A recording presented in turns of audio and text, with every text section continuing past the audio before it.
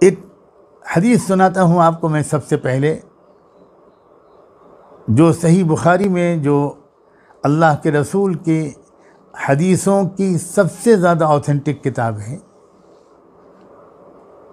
اس کتاب میں یہ حدیث درج کی گئی ہے کہ ایک بار اللہ کے رسول صلی اللہ علیہ وآلہ وسلم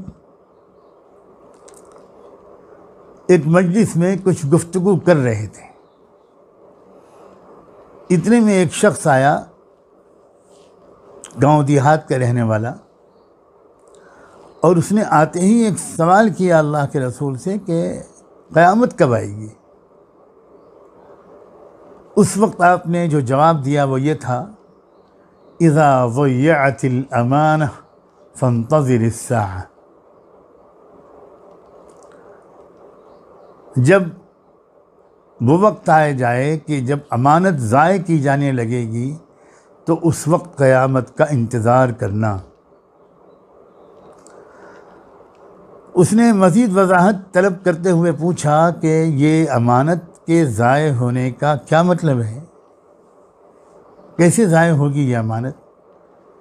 تو آپ نے فرمایا، اذا وسد الامر الى غیر اہلہ فانتظر الساعہ، جب ذمہ داریاں نااہلوں کے سپرد کی جانے لگیں تو پھر انتظار کرنا قیامت کا۔ ہم لوگ اپنی اردو زبان میں جو امانت کا مفہوم سمجھتے ہیں وہ بہت ہی محدود ہے، لیکن قرآن و حدیث کی زبان میں امانت کہتے ہیں ہر بڑی ذمہ داری کو۔ تو اس حدیث میں جو اللہ کے رسول نے فرمایا اس میں ایک بات یہ بتائی کہ جب ذمہ داریاں ایسے لوگوں کے سپرد کی جانے لگیں جو اس کے اہل نہ ہوں، تو سمجھ لینا کہ اب یہ آخری دور آ گیا۔ اب یہ ذمہ داریاں سرکاری بھی ہو سکتی ہیں، حکومتی بھی ہو سکتی ہیں، اداروں کی بھی ہو سکتی ہیں، دینی قیادت، مذہبی رہبری، اور ہمارے مسلم اصطلاح میں افتاء اور قضاء، یعنی مسائل بتانا، احکام بتانا، مقدمات کے فیصلے کرنا، اوقاف اور قومی امانتوں کا نگراں بننا، ان کا انتظام کرنا، اس طرح کی جتنی بھی ذمہ داریاں ہیں وہ دنیاوی ہوں یا دینی ہوں، جب وہ نااہلوں کے سپرد کی جانے لگیں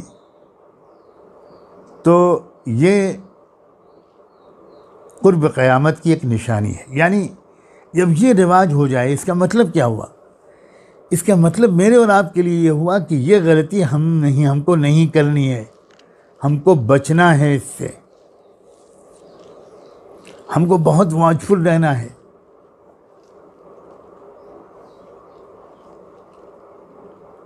ہر طرح کی ذمہ داری ہم ان افراد کے سپرد کریں جو اس کے اہل ہوں۔ یہ ایک طرح سے مثبت پیغام ہے ہمارے لیے، ایک کلیئر ہدایت ہے۔ اتنے حصے، یعنی یہ تو ہم عمل کر ہی سکتے ہیں جہاں تک ہو سکے۔ اپنی ذاتی اور خاندانی مصلحتیں ہمیں اس پر آمادہ نہ کر دیں کہ ہم ذمہ داریوں کو نااہلوں کو سپرد کر دیں، یہ بہت اہم بات ہے۔ اور قرب قیامت کی علامات کے بارے میں جاننے کا شوق معلومات میں اضافے کے لیے اور ایک دلچسپ موضوع کو انجوائے کرنے کے لیے معاذ اللہ نہیں ہونا چاہیے۔ مجھے محسوس ہوتا ہے کہ یہ آج کل کا فیشن بنتا جا رہا ہے۔ اپنی اصلاح کے لیے اور اپنے کو بچانے کے لیے اس علم کو حاصل کرنا یہ مفید ہے۔ اور میں نے اسی لیے آج کی گفتگو میں اللہ کی توفیق سے یہ مناسب سمجھا کہ میں پہلے اپنے نفس کو اور سب سننے والوں اور سننے والیوں کو اس بات کی طرف متوجہ کر دوں کہ محض معلومات حاصل کرنے کے لیے اور عالمی حالات پر ایک نئے انداز سے تبصرہ کرنے کے مزے لینے کے لیے یہ علم حاصل نہ کیا جائے، یا اپنی اصلاح، اپنی تربیت